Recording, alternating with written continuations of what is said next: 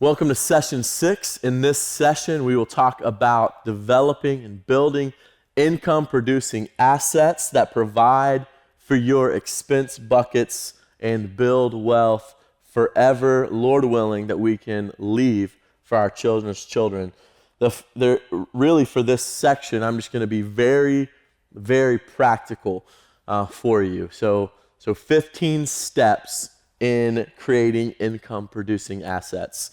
15 steps, and I'll share some illustrations of our journey along the way as well. But really with 15, I'm going to go to point 0 here because I've mentioned this almost in every session, but starting with defining your why is very important. Why are you doing this? Why are you giving your time to building income-producing assets? For me, there are many whys.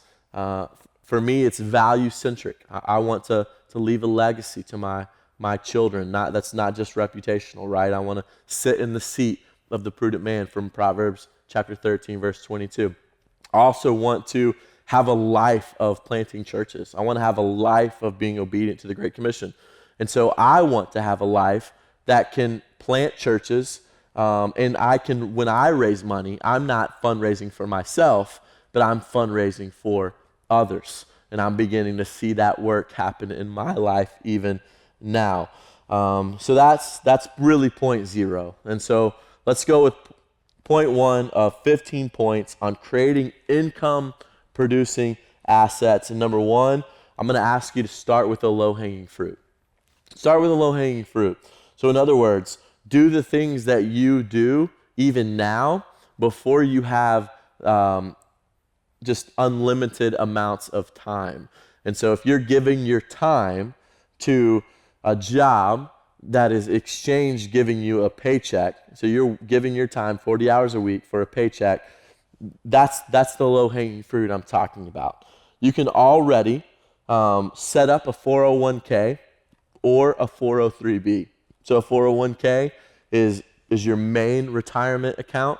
If you're in nonprofit work, so if you're in the church world or in other kind of nonprofit world, that's what's called a 403b. You can go ahead and set that up even now, and that out of every paycheck will go directly, some amount out of every paycheck will go directly into your 403b account. And then in 30, 40, 50 years, there's quite a bit of wealth in this account. Also set up what I call, or what's easily attainable is setting up a Roth IRA. You can put, at the time of this recording for this course, you can put $6,000 a year into a Roth IRA. But if you do that every year for 30, 40, 50 years, it's going to build incredible amounts of wealth. And then go ahead and set up your giving and your generosity. So if you are giving your time in exchange for a paycheck or whatever it is, I'm going to challenge you even now to practice biblical generosity, practice tithing, give 10% of what you make back to your local church. Whether you work for that local church or not, always be practicing generosity and giving away the first 10%, the first fruits of what God has given to you. So number 1, start with the low-hanging fruit. Do those things now. Secondly, automate these things. So with technology today, you can automate giving to your 403b and giving directly out of your paycheck to your Roth IRA. You can automate your giving every single week so that it's out of your sight, out of your mind, and you don't even think about it, and you can give your attention to building wealth in other ways. Number 3, purchase a primary residence. I know this might go without saying. If you have to rent for a season, rent for a season, but it's always better to purchase a primary residence. It's always better to have a down payment that you can give basically at the beginning of the purchase to the bank that will allow you to have a primary residence that you pay off over time that will build you wealth. Number 4, do live-in flips to pay off major debt quickly. You heard my story earlier. We had 60,000 plus credit cards, 60,000 student loans plus credit card debt.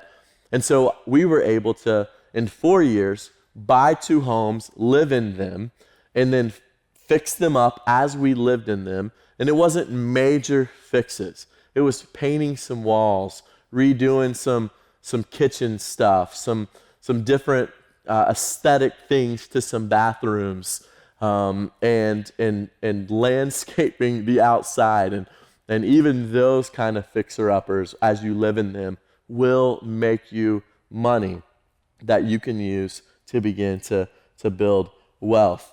And so pay off debt quickly. If you have $90,000 or $100,000 of student loan debt on a student pastor's salary, there are still ways over the next half decade that you can pay that off quickly and then begin to build wealth. Number 5, save up $25,000. Anybody can do this. Anybody over time can hustle enough, whether they're giving 40 to 50 hours a week to their job, and that job is paying their living expenses plus current debt, whether it's student loans or a car payment or a mortgage payment or a credit card payment or whatever it might be. You can still hustle enough to build up and save $25,000. I'm going to say that is our ceiling for our example right now. Save up $25,000. It would be 0.5. And then we're going to talk about what to do with that in 0.6. Number 6 here is to find someone to partner with. Find someone to partner with, and then use this $50,000 between you to purchase your first asset.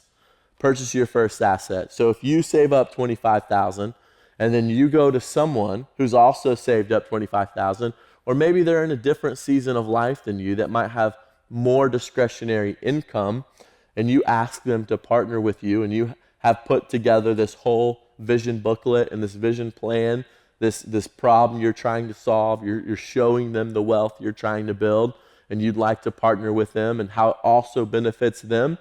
And you take this plan to somebody, and then you are able to, with your combined $25,000, purchase an investment property with a $50,000 down payment.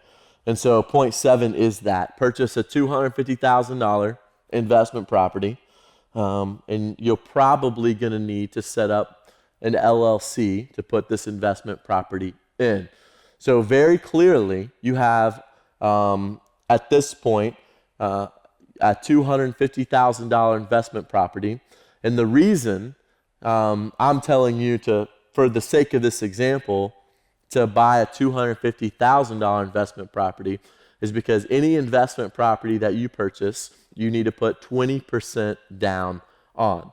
Once you buy your primary residence that you live in, you can find different types of loans where you don't have to even put any kind of down payment on. You might have to do an FHA loan that's 3.5% down, or a conventional loan that is 5%. If you're a first-time home buyer ever, that's 3.5% or less, this FHA kind of loan. And so there are ways where you don't have to put such a great down payment on to your personal residence, and then you can begin to build up that pathway to $25,000, partner with someone, purchase a $250,000 investment property. Again, this is just for the sake of this example. And then set up an LLC and put this investment property in. Number 8, this could become your first income producing asset. You can purchase this, put it on Airbnb, or you could put a long-term renter, into this investment property that will pay the mortgage for you and then build wealth for you over time. Number 9, you can recycle then the cash flow back into the business, or you can begin to provide for one of the major expenses that we talked about in a previous session. So if you're counting now, you have developed 4 different ways you are building wealth, not including the job that you are being paid to do. So you have your 403B if you're working for a church. You have your Roth IRA that you're putting $6,000 into. Now you've purchased a primary residence. Maybe it could be a 1-bedroom, 2-bath house, or a 2-bedroom, 3-bath house, something that gets you started in wealth building.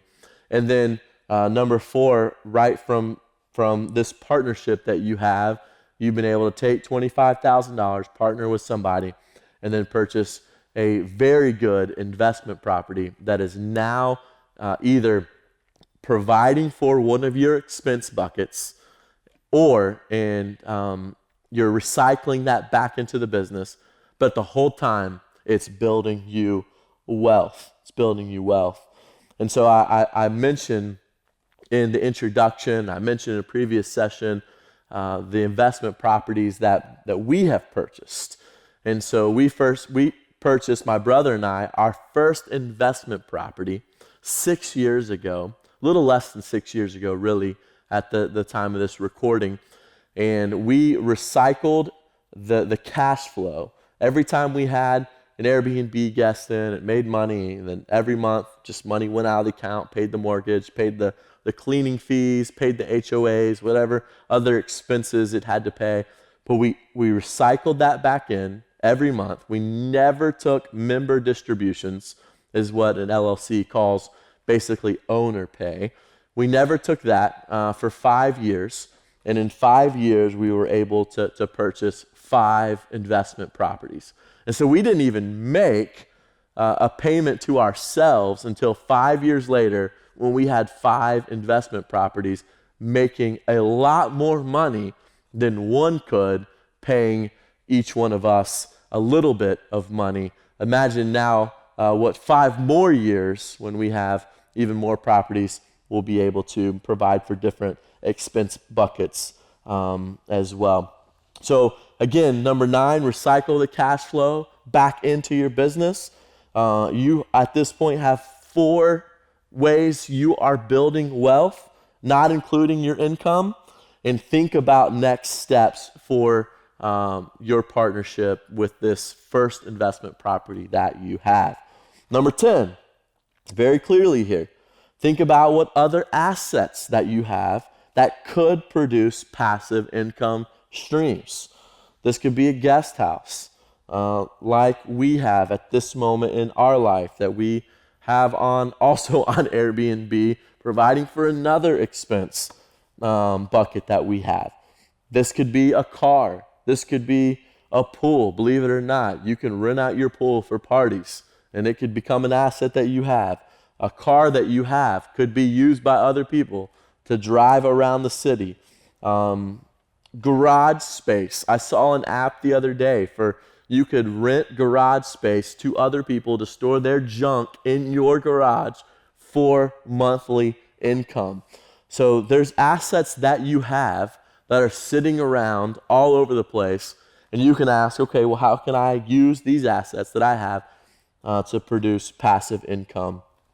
Number 11, think about the natural giftings that you have to create passive income.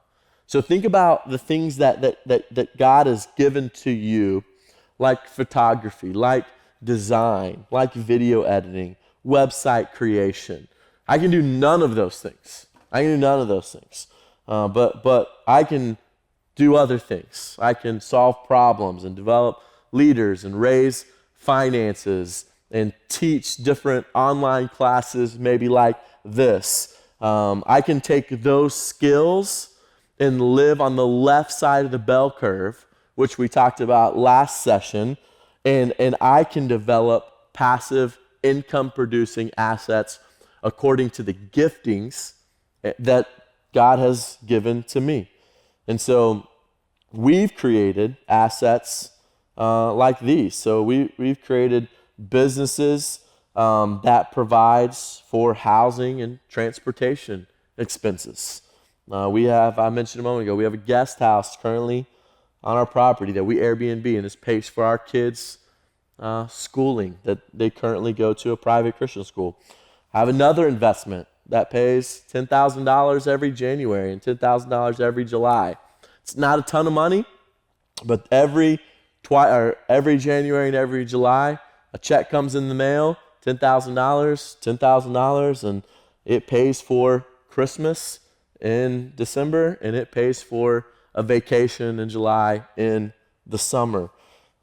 Gibson Leadership, right, provides, I've shown you this, for daily living expenses and retirement and investment and those types of things. Therefore, any job that I decide to take, any job that I give my yes to, I can use the money however we want.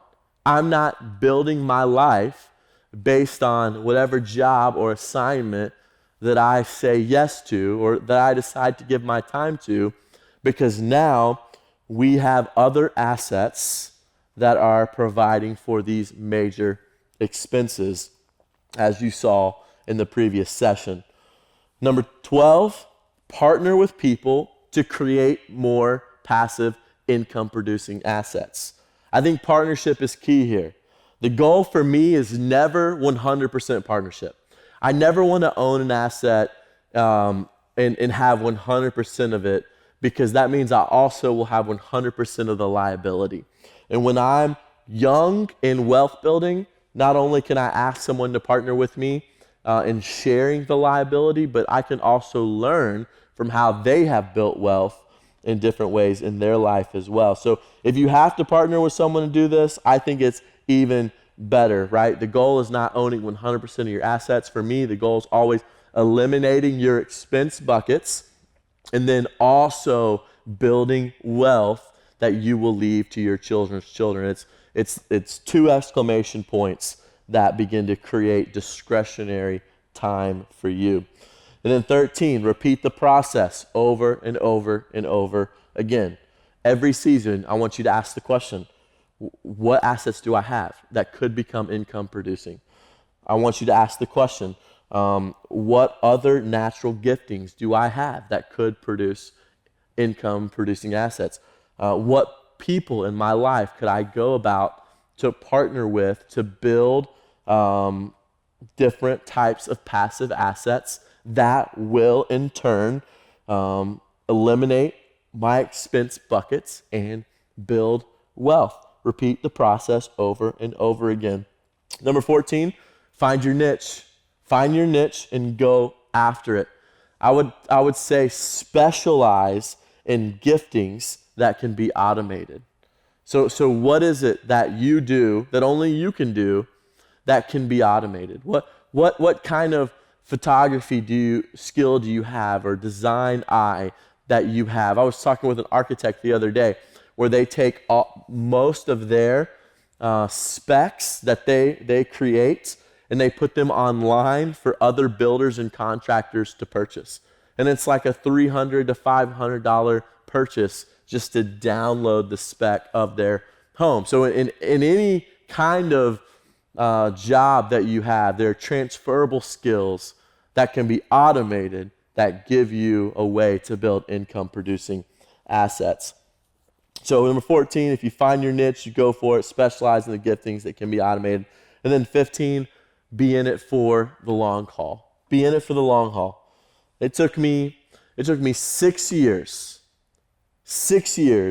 to develop 10 income producing assets that provide for all the expense buckets that my family has. I did this entirely through partnerships. I don't have one asset that I own on my own, because I own even our primary residence with my wife. I have partnered at every step of the way. I've not only partnered with people, but it allows me to share in the liabilities that come. But again, it's not, my goal is not building this kingdom of wealth. My goal is eliminating the expense buckets, and my goal is always building wealth that I'm going to leave to my grandchildren. And I personally partner with people for 3 reasons. I always partner with people for 3 reasons. One, again, I've said it now 3 times, shared liability. So important, especially when you're younger. You don't have to hold all the liability on an asset. Maybe it's a home or investment property. Something happens to it, you're liable for it. It's shared liability with your partner. Number two, I have a limited gift set. I have a limited gift set. And I partner with people on different areas of the bell curve than me.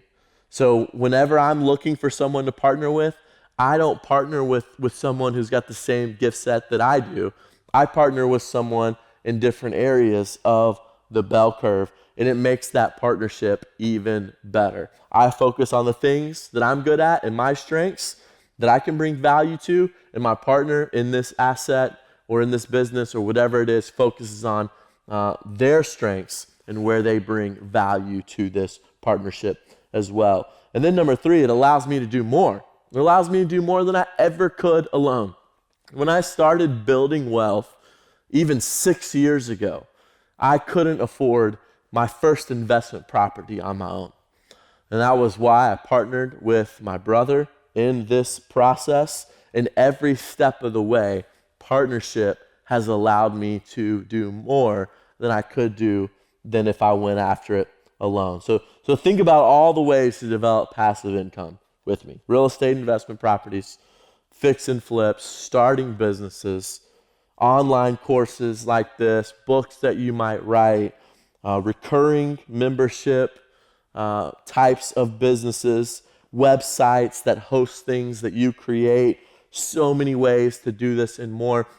And at each step of the way, there's a way to partner with someone to share the liability, to do more together, but also bring the strengths that you have, the strengths that your partner has in this work, where you can both add value to see your business and asset bring in even more wealth. And so, friends, now it's time to get started to do the real work. It's time to get started. In your student book, I want to encourage you to go to the page that says, My Plan for Building Wealth. My Plan for Building Wealth. And what you're going to do is I want you to take some time, and I want you to prayerfully put your plan together. Now that you've listened to 6 sessions, the why behind wealth building, anchoring it into Scripture, talking about fundraising for a season if you have to, then looking at the next steps, which are identifying your major expense buckets, and then learning your giftings on this bell curve that we talked about, to now taking steps to building maybe your first, maybe your second or third income producing assets that's going to eliminate those expense buckets and build wealth for you. I want you to prayerfully and take some time, put this plan together. And I can't wait to see how God uses this content and your plan one day, Lord willing, to leave both a reputational legacy and a financial legacy to your children's children. And I can't wait to see how God uses it not only to bless your family, but also the people that God puts into your life, whether it's a church planner or a missionary or a neighbor in need, where you say, yes, I have the means because I've been faithful, right, to take these next steps, to put a strategic plan in play, to be committed to the process and watch what God does over the next several years. Maybe it takes 10 years, maybe it takes 15. But as you commit to it, you're going to see God work in different ways, and you're going to see assets created that eliminate this expense bucket, and then this expense bucket, and then this expense bucket. And you're going to say, okay, now I have just really what the most wealthy people in the world know is that the most wealthy people in the world know that discretionary time, not discretionary money, is our greatest resource. And when you eliminate those expense buckets, you're going to be able to define your yes. You're going to be able to take the money that you get from whatever job that you have, use it in so many creative ways. Maybe just unlimited generosity that you're going to have an opportunity to step into in the next season of your life. But it starts right now. It starts with you taking this content, digesting it, going to the page that says My Plan for Building Wealth, prayerfully put your plan together. And let's watch what God does as you leave a legacy, as you leave an inheritance, as you sit in the seat of the prudent man and build wealth that you can leave for your children's children.